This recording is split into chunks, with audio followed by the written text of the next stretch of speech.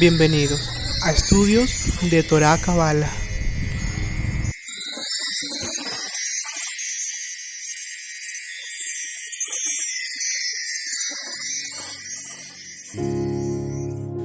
Hola, muy buenas tardes, bendiciones.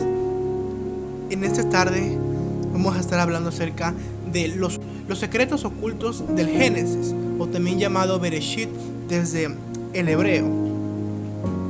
Para dar una base en todo este pequeño estudio, tomaremos como referencia el libro de Génesis capítulo 1 y nos enfocaremos por ahora en el primer versículo, donde dice: al principio Dios creó el cielo, que en la versión de la Torá dice los cielos, y la tierra, y es un punto aparte. Entonces me dice en el versículo 1: al principio creó Elohim, Dios, los cielos y la tierra, y es un punto aparte. Después de ese punto aparte continuamos con el versículo 2. En la Torá o en la Biblia se habla mucho acerca de los símbolos. Por algo Yeshua dijo: ni una tilde se quitará de la Torá hasta que todo esto se haya cumplido. Es porque en sí los puntos, las comillas, las tildes, todas esas partes influyen y tienen un sentido profético dentro de la palabra del Eterno. Es por eso que yo les quiero en esta tarde explicar qué es lo que pasó en ese lapso de tiempo. Cuando nosotros estudiamos la vida de un hombre de Dios, que tomamos la palabra del Eterno para leerla, nosotros nos damos cuenta que después de ese punto aparte, que terminó el párrafo, empieza otro párrafo, pero ya empieza a narrar otra historia que ya no tiene sentido ni relevancia con lo que está pasando. Si en la historia habla de que Abraham sale con su esposa y con Lot, es un punto aparte, y después del punto aparte sigue el otro párrafo, y empezamos a leer otro párrafo y nos damos cuenta que vuelta dice ahí que ya están en la ciudad, ya están en el camino. Entonces nosotros nos quedamos con esa incógnita en las mentes, y es: ¿qué pasó en ese lapso de tiempo? Pues bueno, aquí en el versículo 1 yo les quiero narrar, o yo les quiero explicar qué es lo que pasa durante todo este lapso de tiempo. En el principio no hablamos de un meteorito que chocó en la tierra, no estamos hablando de choques de que el sol chocó con la luna ni con una estrella, no estamos hablando de nada de eso, estamos hablando de las personas. Entonces nosotros estamos hablando de las personas como usted y como yo, que somos creyentes en Dios, que creemos en un Dios único, un Dios excelso y un Dios soberano, que a este Dios nadie lo creó, sino Él es el principio de todas las cosas. Como su palabra mismo lo enseña, Él es el principio y Él es el fin, que en hebreo se le dice Aleph Tav, principio y fin. Entonces se dice que antes de que todo existiera, ya Dios existía, y Él empezó. Ahí empezamos con el versículo 1. Al principio creó Dios los cielos y la tierra. Punto y aparte. Y con la historia que les voy a relatar, que estos son historias tomadas de libros judíos, libros hebreos, que con esta misma información es la base de toda la creencia israelita. Se dice que cuando el Eterno terminó de crear los cielos y la tierra, hay un lapso de tiempo muy grande, y es que se cuenta ya la historia en la que nosotros lo conocemos al diablo, lo conocemos con el nombre de Lucifer, que ese nombre es incorrecto, que tiene otro nombre en hebreo, pero que por ahora no lo tomaremos en cuenta. Entonces se dice que el eterno Dios estaba en el trono, y Él había puesto en un rango muy específico y muy especial a cierto ángel. Para que usted me pueda entender, vamos a llamarle el diablo, vamos a llamarle el ángel de luz, el oponente, porque el término enemigo es un término que es incorrecto, porque en sí él lo que es nuestro oponente. ¿sí? No tanto se usa el término enemigo.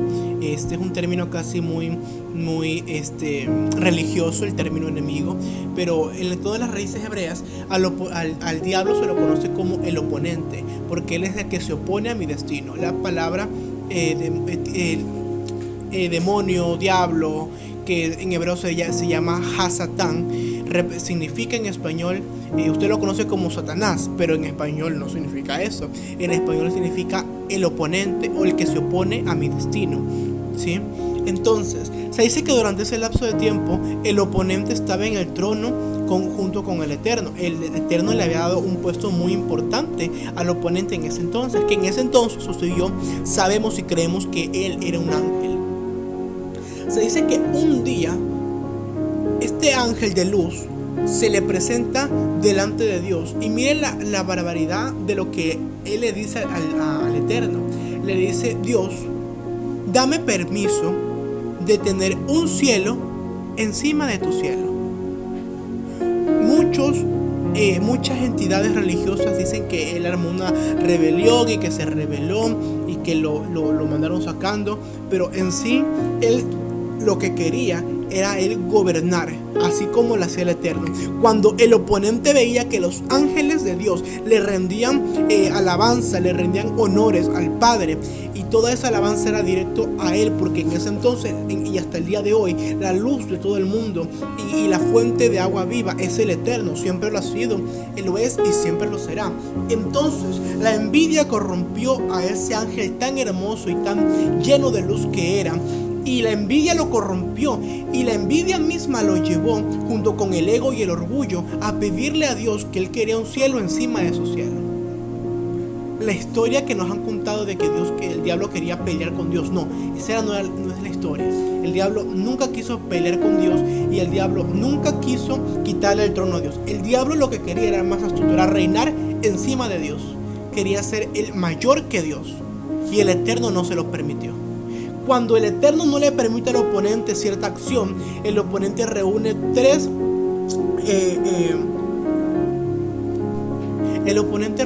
dos tercios de toda la rama angelical que el Eterno tenía en los cielos, y los corrompió.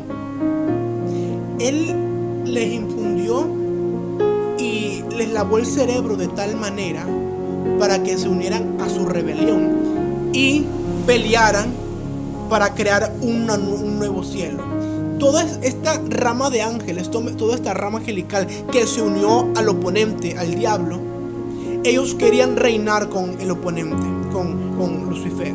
Y en vista de que todos se le venían en contra del Eterno para pelear supuestamente para que tuvieran un cielo encima de ellos, el Eterno no se los permitió y nunca se los permitirá. Entonces empezó la lucha. Entonces empezó una batalla en el cielo. Pero no es que Dios peleó directamente con el oponente. Nadie sabe cuánto tiempo duró la batalla, ni qué armas usaron. Nadie sabe nada de eso. Pero lo que sí narran los sabios rabinos y los sabios judíos es de que empezaron a pelear, y el Eterno, al ver tanta miseria y tanta corrupción en los ángeles, él tomó una decisión y le dio parte de su poder a un ángel al ángel llamado Gabriel, y le dio bastante de su poder. Y ese ángel, con una espada, se dice que espiritualmente luchó y lo desterró. No solamente desterró al oponente, sino también desterró a toda esa rama angelical. Que un ángel separado de la fuente de vida que es Dios se convierte en tinieblas y en oscuridad. Hoy en día es lo que usted y yo conocemos como demonios. Los demonios como Lilith, Jezabel, Baal, Astoret, toda esa rama de demonios fueron ángeles que en algún momento estuvieron juntos con el Eterno en el cielo, pero que por su mismo orgullo el Eterno los desterró y cayeron aquí en la tierra. Porque en el primer versículo dice que ya Dios creó los cielos y la tierra. Vamos, entonces, versículo 2, ya empieza otro párrafo. La tierra no tenía forma. O lo que dice su Biblia, que su Biblia dice, la tierra estaba desordenada y vacía. Ahora viene la pregunta, ¿cómo algo que está desordenado puede estar vacío, ¿verdad? Si una casa está desordenada, no puede estar vacía, porque para estar desordenada tiene que haber algo para que nosotros la tengamos que arreglar. Se dice, cuentan los rabinos, que cuando toda esta rama que ya se volvió demoníaca, toda esta rama de ángeles que ahora se volvieron demonios, caen en la tierra, en nuestro planeta Tierra, a los que ellos caen, hacen un impacto, y esto a su vez es como que hubieran chocado y se desordenó todo aquí en la tierra. Porque Dios ya creó todo. Dios creó la tierra, al principio el Eterno creó los cielos y creó la tierra, dice el primer versículo. Pero con este impacto que el oponente hizo en la tierra, lo desordenó. Varias partes de las nubes estaban en la tierra, que es lo que nosotros conocemos como las aguas, y las montañas no tenían forma. Entonces todo se desordenó. Todo lo que el Eterno había creado en un principio se desordenó. Y ojo que en ese momento aún no había vida. Entonces dice el segundo versículo: pero el Espíritu del Eterno, o el Ruach HaKadosh, se movía sobre la superficie de las aguas. ¿Y eso qué representa? La misericordia de Dios para nuestras vidas. De que aún Dios, sabiendo que el oponente había caído en la tierra, aún tenía misericordia, no de él, tenía misericordia de esa tierra, porque Dios sabía que en algún momento nos iba a formar a nosotros. Entonces se dice que Dios bajó, y como Dios bajó, lo primero que hizo en el versículo 3 es que dijo: hágase la luz. ¿Por qué? Porque todo estaba en tinieblas. Y usted va a preguntar: ¿pero por qué estaba en tinieblas? Porque cuando el oponente cae, se dice que él era un lucero, era un ángel de luz. Y cuando él se desprende de la fuente de vida, que es el Eterno, cuando cae aquí en la tierra, él se vuelve oscuridad y tinieblas. Y todas las tinieblas cubrían la tierra. Por eso en el versículo 2 dice: y el Espíritu de Dios se movía sobre la faz de las aguas, o sobre la superficie de las aguas. Y hay otras versiones que dice que las tinieblas cubrían el abismo. ¿Cuál abismo? El hoyo que hizo el oponente cuando cayó en la tierra. Las tinieblas lo cubrían. El oponente estaba habitando ahí. Entonces cuando Dios creó, Él dijo: hágase la luz. Y la luz existió. Y vio el Eterno que la luz era buena. Y Dios separó la luz de las tinieblas. Por eso no es bueno que un creyente esté junto o unido a una persona que anda en tinieblas, porque no pueden caminar iguales.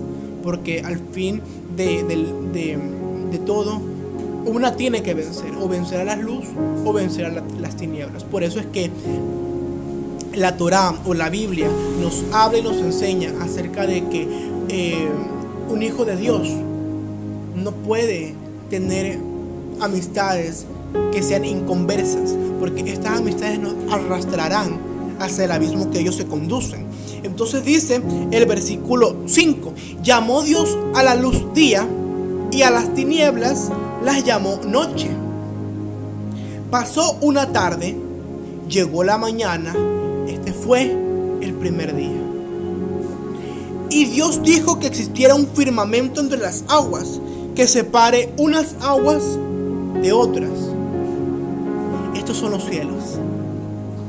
Se dice que al instante que el Eterno lo dijo, dice que así se hizo. Y Dios sí creó el firmamento para separar las aguas que estaban debajo del firmamento y las aguas que estaban por encima de aquel firmamento. Y el Eterno llamó al firmamento cielo, ¿verdad? Usted tiene en su Biblia que dice que le llamó cielo, pero en la Torah llama que le ponen el nombre de cielos. Es plural, no es singular, es cielos, porque no es el cielo, son los cielos. Por eso la palabra enseña que dice: y los cielos cuentan tu gloria. Pasó la tarde y llegó la mañana. Este fue el segundo día. Y Dios dijo: que se junten las aguas de debajo del cielo en un solo sitio, y que aparezcan los continentes, que aparezca lo seco. Y así fue. Y Dios el Eterno llamó a los continentes tierra, y a la masa de extensión la llamó mar. Y vio Dios que era bueno. Y el Eterno dijo: produzca la tierra pasto y hierbas que den semilla según su especie, y árboles frutales que den frutos según su especie, y que lleven semillas sobre la tierra. Y así fue. La tierra produjo hierba verde que engendraba semillas según su especie, y árboles que daban fruto y al mismo tiempo llevaban semillas según su especie. Y el Eterno vio que todo lo que había hecho era bueno. Pasó, mire lo importante que es tomarle atención a los versículos. Dice, versículo 13: pasó una tarde, llegó la mañana. Este fue el tercer día.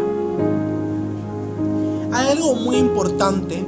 Hay algo demasiado importante para rescatar aquí. Muchos predicadores enseñan esto, pero tal vez por la falta de profundidad no se van más allá. Pero aquí hay algo muy importante. Usted puede ver en el versículo número 5, en el versículo número 8 y en el versículo número 13. Son versículos muy importantes. ¿Por qué se los digo? Porque en estos tres versículos dice: y llegó la tarde, y fue la tarde y llegó la mañana. Ese fue el primer día. Y fue la tarde y llegó la mañana. Ese fue el segundo día. Y fue la tarde y llegó la mañana. Ese fue el tercer día. Dios, cuando creó el mundo, lo creó con una intención. Y cuando el Eterno creó todo el mundo y empezó a crear la tierra, Él le dio un sentido. Y Él creó también los días. Dese cuenta cómo ya Él llama, lo proclamó y lo declaró. Este fue el primer día, este fue el segundo día, este fue el tercer día. Pero no solamente los proclama como días, sino también les da un lapso de tiempo de cuándo se marca el día. Y dice que cuando llega la noche es otro día. Y yo quiero que usted me entienda, porque esto es muy importante, porque hoy en día nosotros creemos y tenemos un calendario, que este calendario nos lo impuso Roma, ya después de la muerte de Yeshua, unos años más adelante. Y este calendario nos dice que a las 12 de la noche, después de las 12 de la noche, ya es un nuevo día. Pero el Eterno, nuestro Dios, el Dios que usted y yo creemos, nos dice en el libro de Génesis capítulo 1, que un nuevo día empieza cuando el sol se oculta. Cuando el sol se oculta, empieza un nuevo día. En algunas partes del mundo, el sol se oculta a las 6 de la tarde. En otras partes se oculta a las 7 de la tarde. Hay otras partes del mundo que a las 5, máximo 5 y media, ya no está el sol en las calles, sino que ya oscureció. Entonces, depende de su ubicación geográfica, donde usted se encuentre, que los días van pasando. Hay días que pasan, que tal vez su horario, depende de su horario, depende de donde usted esté, donde usted se ubique, el día termine a las 6 de la tarde y se oscurezca ya golpe de 6 y 15, ya está todo oscurecido. Pero depende de donde tal vez usted esté viviendo. Otro punto que yo quiero rescatar de los secretos del Génesis es el versículo número 9. Dice que el Eterno dijo que se junten las aguas de debajo del cielo y un solo sitio, y que aparezcan los continentes. Y fue así. Y Dios llamó a los continentes tierra, y a la masa de aguas las llamó mares. Y vio el Eterno que esto era bueno. Pero aquí llega la pregunta: ¿esto qué tiene que ver una cosa con la otra? Entonces, esto tiene mucho que ver en el sentido profético. ¿Por qué? Porque la tierra tiene un símbolo, tipifica algo, y el mar representa otro símbolo, ¿verdad? Entonces, se dice que con la tierra da una parábola, Yeshua, nuestro Mesías, da la parábola de la semilla, ¿verdad? Del sembrador. Entonces dice en el versículo 11 del libro de Génesis capítulo 1: y dijo Dios: produzca la tierra pasto y hierba que den semillas. Todo esto tiene su símbolo. y árboles frutales que den frutos según su especie y que lleven semillas sobre la tierra. Que el fruto que dé el árbol también tenga semilla. ¿Para qué? Para que cuando la fruta se pudra, caiga en la tierra, pero también siga dando árboles y la fruta se siga esparciendo por toda la tierra. ¿Qué me quiere decir con esto? Esto es un símbolo muy, pero muy especial. ¿Por qué? Aquí viene y vamos a retroceder todo este estudio. Se dice que cuando el Eterno estaba creando todo, Dios supo que en la tierra estaba el oponente viviendo. Dese cuenta, usted tiene que ser muy analítico. El Eterno supo que en la tierra estaba viviendo el oponente, pero sin embargo Dios decidió ahí crear cielo, tierra, mar, todas las aguas, creó el firmamento. El Eterno crea semillas, el Eterno crea árboles, crea la hierba verde. El Eterno viene y nos creó también a nosotros más adelante. Entonces usted tiene que hacerse la pregunta, ¿pero por qué Dios nos creó en un lugar donde vivía el oponente, lo que usted conoce como el diablo? ¿Por qué? Sabiendo, ¿por qué no lo mandó para otra parte? ¿Por qué no le desapareció para siempre? Porque aquí llega el propósito del Eterno de por qué creó la tierra. Se dice que Él, antes de crearnos a nosotros, cuentan los rabinos, que Él vio, porque Él es todopoderoso, y de eso no hay duda. Él era, es y será siempre el todopoderoso. De eso no hay duda. Él es único. Por eso le llaman el Eterno, porque Él fue, es y será el que ha de venir siempre. Él es el Eterno. Entonces Él vio que cuando crea al ser humano, Dios vio que Adán y Eva iban a pecar. Y usted va a preguntar, ¿cómo así? Dios vio que Adán y Eva iban a pecar, y aún así Dios decidió crearlos. Por supuesto, por su inmensa misericordia, Dios vio que nosotros íbamos a pecar.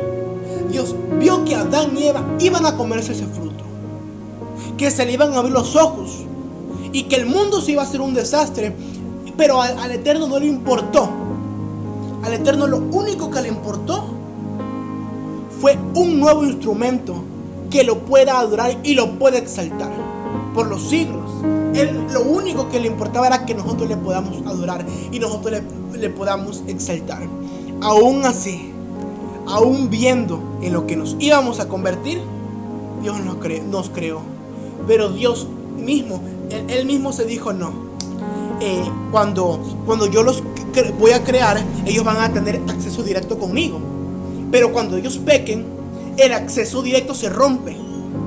Y el Eterno dice, ¿cómo hago para comunicarme con ellos? Si no es que yo no quiera, es que ellos van a pecar y ellos van a romper la intimidad. Entonces Dios fue más astuto, y en el versículo 11 empieza la astucia del Eterno, de nuestro Padre Celestial. Y Dios dijo, no dijo el diablo, no dijo un brujo, no lo dijo nadie, lo dijo el Eterno nuestro Dios: produzca la tierra pasto y hierba que den semilla, y árboles frutales que den fruto según la especie, y que ese fruto lleve semilla sobre la tierra. Dios escondió símbolos en la fruta. Dios escondió símbolos en el pasto, en la hierba, en las especies. Me dice, toda hierba según su especie, según su semilla, y todo árbol según su especie y según su semilla.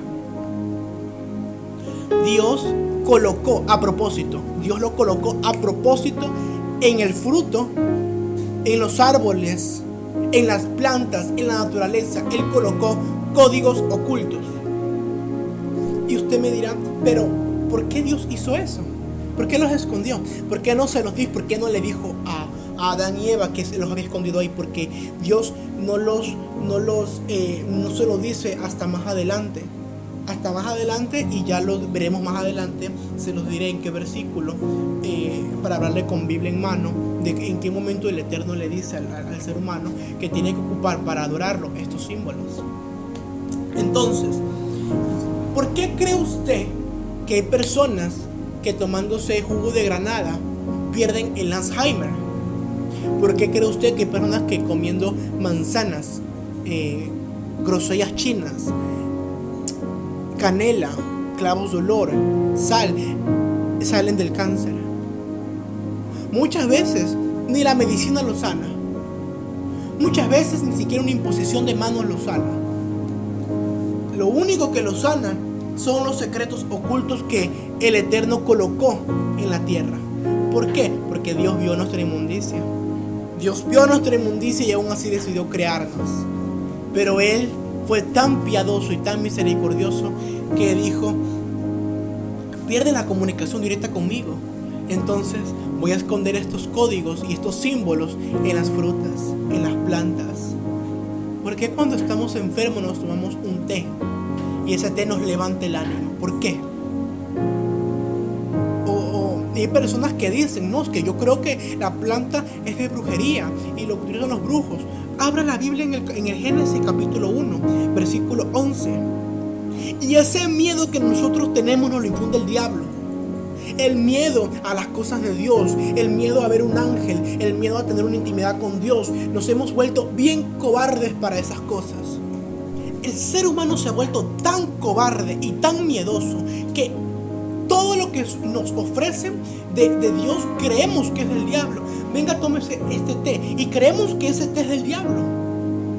Creemos que una persona que tiene cáncer y tiene fe que tomándose té va a poder salir de ese cáncer, de ese litigio de cáncer, y la gente lo llama brujería. Nosotros nos hemos vuelto tan idólatras y tan miedosos de que nosotros creemos más en un ser humano que en Dios directamente.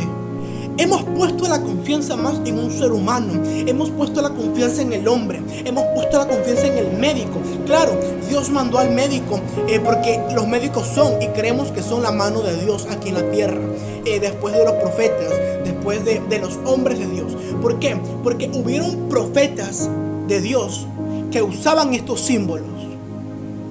Pero la Biblia mismo dice que el profeta joven o los nuevos profetas le faltaron un par de agallas para rescatar estos símbolos y no dejar que se pierdan. Si usted a lo mejor va a una iglesia, va a una congregación, tiene que darse cuenta del temor que hay por estas cosas. Y usted me puede llevar la contra y decir: sí, pero el brujo hace sus brujerías con montes y con hierbas, y yo no se lo puedo negar ni se lo puedo discutir. Y es que yo lo mando también a usted a leer la Biblia. Y que nos vayamos los dos al libro de Daniel. Y vámonos al libro de Daniel capítulo 5. Habla de un rey llamado el rey Baltasar. Dice el versículo 1: el rey Baltasar ofreció un banquete a 1000 nobles del reino y se puso a beber delante de todos. Versículo 2: después de probar el vino, mandó traer los vasos de oro y plata que su padre Nabucodonosor había robado en el templo de Jerusalén. Entonces, ¿en qué versículo se encuentra esto? En el versículo 2. Mandó a traer no solamente los vasos, sino todos los instrumentos que Nabucodonosor nos robó. Cuenta la historia que hubo un momento en que el rey Nabucodonosor tomó su ejército y peleó contra los israelitas, contra los judíos. Lamentablemente en esa guerra los judíos nosotros perdimos. Pero y se nos llevaron todos. Se nos llevaron todo lo que teníamos. Todos los instrumentos que el Eterno nos dio. ¿Y a quién le dio? Dios le habló a Moisés y le dijo que construya un altar para que queme incenciario. ¿Y dónde está en la iglesia hoy en día el altar para quemar incienso? No está. Dios le habló y le dijo a Moisés: Moisés, hazme un altar para que yo me pueda encontrar contigo. Ese altar tiene que ser de piedra, con madera y bañado en oro. ¿Dónde está hoy en día ese altar? Lo hemos llenado ese altar de árboles. Lo hemos llenado ese altar de cochinadas. Hemos llenado ese altar de muchas cosas profanas. Pero lo único que no hay en ese altar es la presencia de Dios. En ese altar hay de todo, menos la presencia del Eterno. Dios le habló a Moisés y le dijo: prepárame el aceite de la unción. ¿Dónde está el aceite de la unción en la iglesia? ¿Dónde está? No hablo del aceite de olivo que se ponen en la mano, medio frasco de aceite de olivo, y así ungen a las personas. el aceite que Dios le manda a preparar a Moisés y le da las indicaciones y las instrucciones. ¿Dónde está el incienso que Dios le mandó a preparar a Moisés? ¿Dónde está? ¿Dónde está el que prepara esas cosas? ¿Dónde está la iglesia? Nos hemos llenado de cosas que no sirven.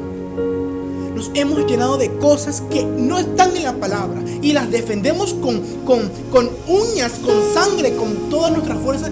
Defendemos eso y déjenmelo bajo de esa nube, que eso no existe porque no está en la palabra. Y peleamos que el que quema incienso y palo santo es brujo, pero aquel que suben al altar a hacer una obra de teatro porque es Semana Santa, ese está bien, y eso es de Dios. ¿Qué podrida tenemos la mente? ¿Qué mal informados estamos? Y usted y yo nos dejamos ver la cara porque no leemos la palabra. Porque si usted fuera un hombre, una mujer que leyera la palabra de Dios, no se dejara meter esos cuentos chinos que nos meten en las iglesias. Que sí, que Jesús fue pobre, que anduvo en harapos. Lea bien la palabra. Léase bien la palabra. ¿Hijo de quién es y qué le regalaron? Yeshua no era pobre. Perdóneme, pero Yeshua no era pobre. Yeshua no fue pobre. Es que le dicen que Jesús fue pobre. Jesús pudo haber sido, pero Yeshua, nuestro Mesías, no fue pobre. Yeshua no fue pobre. Ni anduvo en harapos, ni se le presentó a predicar como se le dio la gana. No, eso no era así. Eso no era así. Vaya y le hace bien la historia. Y cuando haya leído bien la historia, usted puede predicar lo que tiene que predicar y con la verdad y la Biblia en mano. Dios le dijo a Moisés que se prepare unos trajes especiales para cuando vaya a orar. ¿Dónde están esos trajes? Dios le dijo a Moisés: prepara un candelabro de 7 brazos. ¿Dónde está el candelabro de 7 brazos en su iglesia? En la iglesia, ¿dónde está? ¿Dónde está ese candelabro? No existe. Porque todo nos lo robó Nabucodonosor y nunca nos lo devolvió. Y usted va a preguntar, ¿pero quién es Nabucodonosor? Hoy en nuestros días, Nabucodonosor son los brujos. Hoy en nuestros días, hoy en día, en este siglo, en este año, ¿qué representa el espíritu de Nabucodonosor? Los brujos que usted ve a su alrededor. Ellos nos robaron nuestros instrumentos, que son de nosotros. No eran, son de nosotros. Lo que pasa es que al ser humano le falta agallas y valentía para poder retribuir y para poder tomar posesión de lo que realmente nos pertenece. Pero le tenemos miedo. Le tenemos tanto miedo a un aceite de la unción porque creemos que es brujería. Tenemos tanto miedo a quemar incienso porque nos llena la cabeza de miedos. Y la persona líder de la iglesia o guía en la iglesia dice que el incienso es del diablo. Como le dicen a usted que el incienso es del diablo, usted no lo quema, porque dice que el incienso es del diablo. Pero yo lo invito a que usted vaya al libro de Éxodo.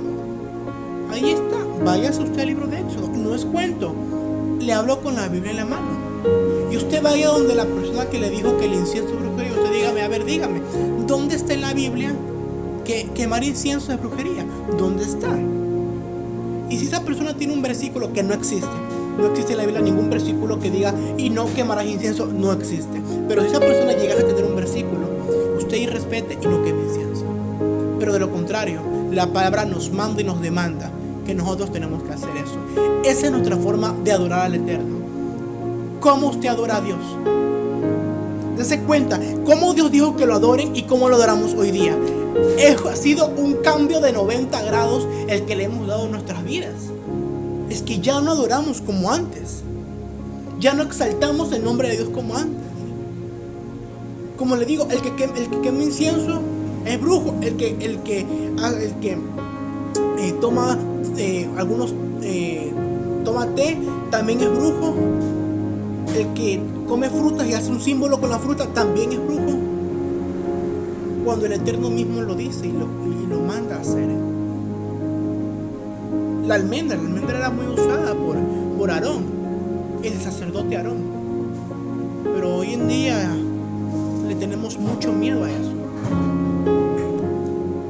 Y como ya no hay intimidad con Dios, como como ya no hay intimidad con el Eterno. Por eso existen tantos miedos. Porque yo le pregunto a usted, ¿por qué no quema incienso? Y usted me puede responder, es que me dijeron que el incienso es del diablo. ¿Dios le dijo que el incienso es del diablo? No, me lo dijo fulano de tal, me lo dijo tal persona. Busque que Dios le hable a usted y no le hable a personas X, porque su vida es suya, la tiene que manejar usted. Busque el rostro de Dios usted en intimidad. Y si Dios le dice a usted en intimidad que no queme incienso, pues ok, no lo hace. Pero busquemos que Dios nos hable a nosotros, no que le hable a terceras personas, porque Dios es nuestro esposo. Y en un matrimonio no tienen que haber terceros, porque si en el matrimonio hay terceros, el matrimonio deja de ser matrimonio y se acaba. No sé si usted me entiende lo que le estoy hablando. Entonces yo le invito a usted en esta tarde que deje atrás todo miedo y busque a Dios como tiene que ser buscado. Que no le tenga tanto miedo a quemar un incienso, a ponerse un aceite, a buscar a Dios. No le tenga tanto miedo a usar una vela. No le tenga tanto miedo a hacer todas esas cosas, porque todas esas cosas son nuestras. No es de nadie más. Son de nosotros esas cosas. Son de nosotros. Que el oponente nos la haya robado es otra cosa. Tenga agallas. Tenga bastante agallas y párese en la brecha a recuperar lo que es suyo. Y usted va a poder decir, hermano, pero ¿qué es lo mío? Hay que saberlos usar. Le repito, estas cositas hay que saberlas usar. El incienso, el aceite, hay que saberlas usar. Un ejemplo, el incienso yo no lo recomiendo que usted lo compre. El incienso se lo debe preparar usted mismo. Pero ¿cómo yo preparo incienso? Tranquilo, tranquila. Esto es de poquito en poquito. Pero para que usted tenga una referencia, en el libro de Éxodo capítulo 30, versículo 34, ahí está. Esa es su base para confrontar a toda persona religiosa que venga a su vida a decirle que el incienso no es de Dios. Allí está. Y Dios lo manda a hacer. Entonces, si Dios lo manda, es un decreto y hay que respetar.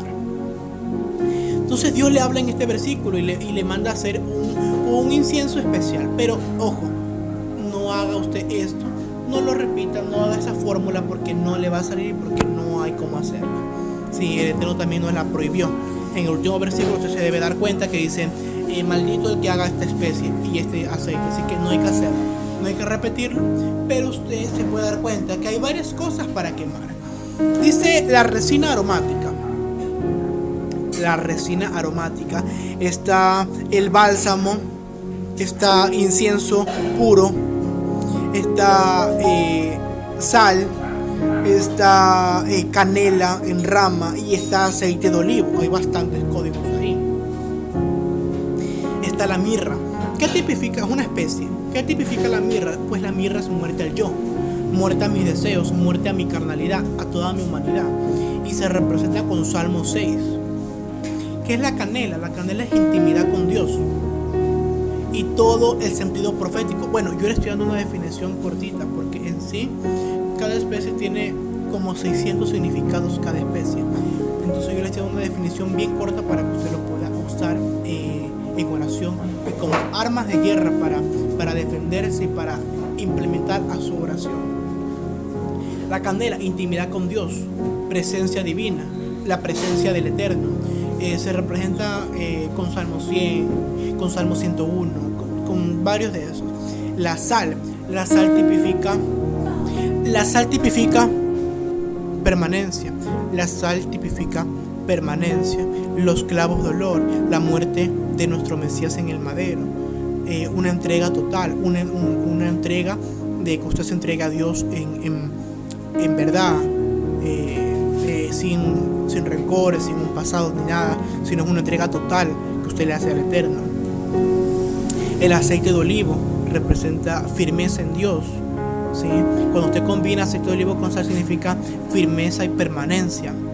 Y estos son los instrumentos que nosotros utilizamos para adorar el nombre de Dios. Entonces, ¿qué es lo que usted puede hacer? Toma un carbón, prende ese carbón, lo pone a calentar, lo prende como usted lo quiere hacer y le va a colocar el incienso encima. Y con todo lo que le he enseñado de todo lo que significa este incienso, cada incienso usted puede implementar en su oración. Quédese, ¿quiere presencia divina? Coloque canela. ¿Quiere morir a un pecado que ya no quiere que ya no quiere ser continuamente cayendo en ese pecado? Queme mirra. ¿Quiere ser firme en Dios y permanecer siempre en su palabra? Queme sal con canela, le sirve bastante. Entonces, eso por ahora. Eso le va a servir bastante a su oración. Yo le invito a que usted implemente todas estas cosas en su oración y que aprenda a leer más la Biblia y que la use como un instrumento personal y de guerra, para que ninguna otra persona venga a infundirle una palabra que no es de Dios. ¿Sí?